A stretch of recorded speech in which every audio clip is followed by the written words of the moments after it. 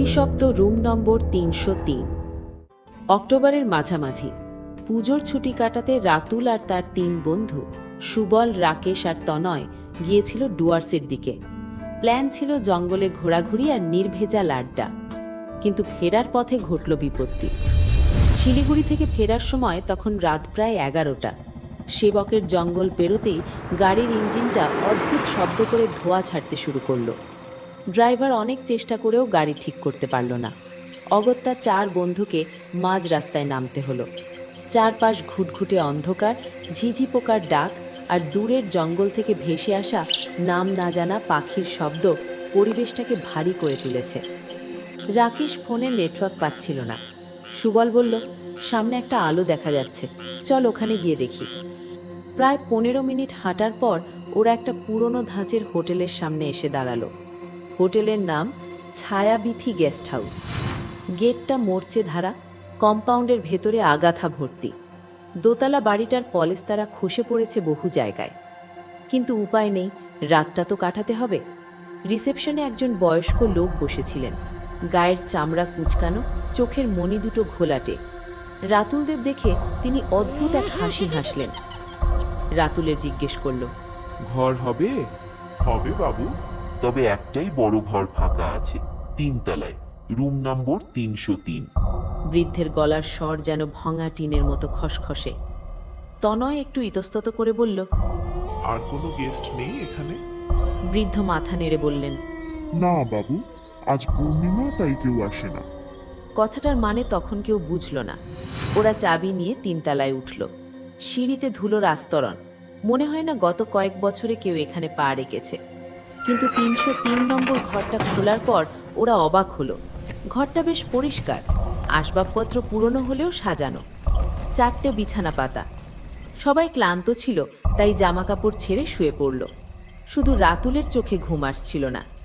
জানলার বাইরে পূর্ণিমার চাঁদের আলো জঙ্গলটাকে কেমন যেন ভৌতিক করে তুলেছে। হঠাৎ রাতুলের মনে হলো বাথরুমের দরজাটা ভেতর থেকে কেউ বন্ধ করল। বুকের ভেতরটা ছাত করে উঠল তার। ওরা ৪ জন তো বিছানায়, তবে বাথরুমে কে গেল? সে সুবলকে ধাক্কা দিল। সুবল, ওঠ, বাথরুমে মনে হয় কেউ আছে। সুবল ঘুম জড়ানো চোখে বলল, ধুর, মনের ভুল, ঘুমোতো। রাতুলের চুপ করে গেল। কিন্তু মিনিট ১০-এর মধ্যেই বাথরুমের ভেতর থেকে জলের শব্দ আসতে শুরু করলো। ট্যাপ খোলার শব্দ, কেউ যেন স্নান করছে। এবার রাকেশ আর তনয়ও জেগে উঠল। কে বাথরুমে? রাকেশ ফিসফিস করে বলল।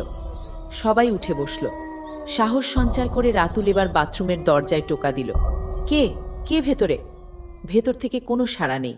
জলের শব্দও বন্ধ হয়ে গেল। রাতুল হাতলটা ঘোরালো। দরজা খোলা ছিল, ভেতরে কেউ নেই। কলটাও বন্ধ, মেঝে একেবারে শুকনো। কি রে অনি, তুই কি ভয় দেখাচ্ছিস? তনয় বিরক্ত হয়ে বলল।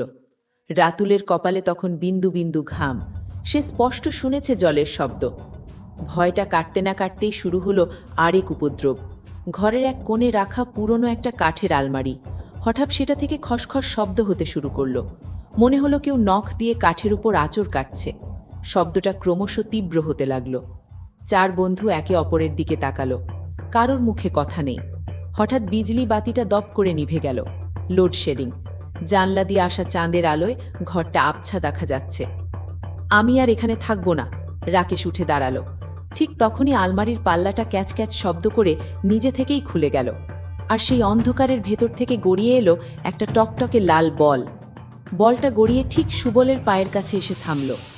সুবল বলটা হাতে তুলে নিতেই আঁতকে উঠল। ওটা কোনো বল নয়, ওটা একটা কাটা মুন্ডু।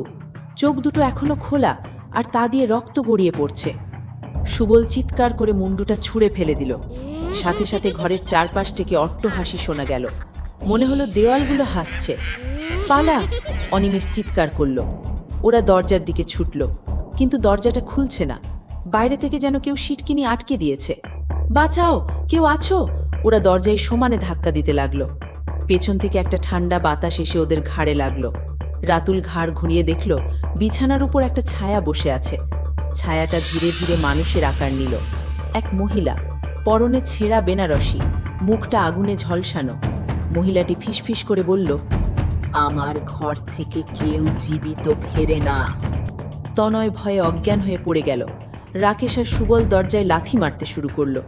মহিলাটি ওদের দিকে এগিয়ে আসছে, তার পোড়া হাতগুলো বাড়িয়ে দিয়েছে ওদের গলা টিপে ধরার জন্য। খুলেছে, দরজা খুলেছে! রাতুল চিৎকার করে উঠল।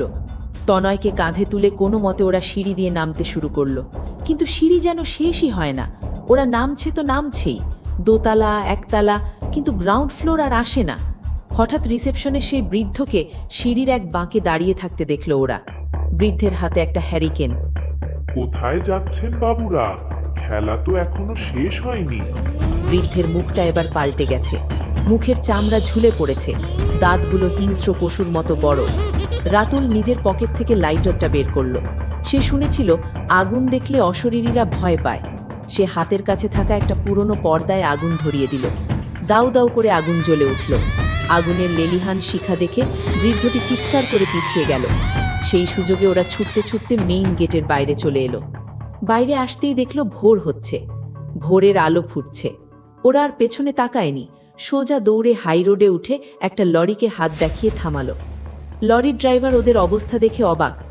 কি হয়েছে দাদারা, এমন বিধ্বস্ত লাগছে কেন? রাতুল হাঁপিয়ে হাঁপিয়ে বলল, ওই ওই ছায়াবিথি গেস্ট হাউস, ওখানে ভূত আছে। ড্রাইভার অবাক হয়ে বলল, কোথায়? ওই পোড়ো বাড়িটায়? রাতুল আঙুল দিয়ে দেখালো, কিন্তু তাকিয়ে দেখল সেখানে কোনো গেস্ট হাউস নেই। শুধু একটা পোড়া বাড়ির কঙ্কাল দাঁড়িয়ে আছে, আগাছায় ঢাকা। ড্রাইভার বলল, দাদা, ওটা তো 20 বছর আগে আগুনে পুড়ে গেছিল। হোটেলের মালিক আর তার মেয়ে 303 নম্বর ঘরেই পুড়ে মারা যায়। স্থানীয় লোকেরা বলে অমাবস্যার পূর্ণিমার রাতে ওখানে কেউ গেলে আর ফিরে আসে না। আপনারা ভাগ্যবান যে বেঁচে ফিরেছেন। অনিমেষ পকেটে হাত দিল, চাবিটা ফেরত দেওয়া হয়নি। পকেট থেকে চাবিটা বের করতেই তার হাতটা কেঁপে উঠল।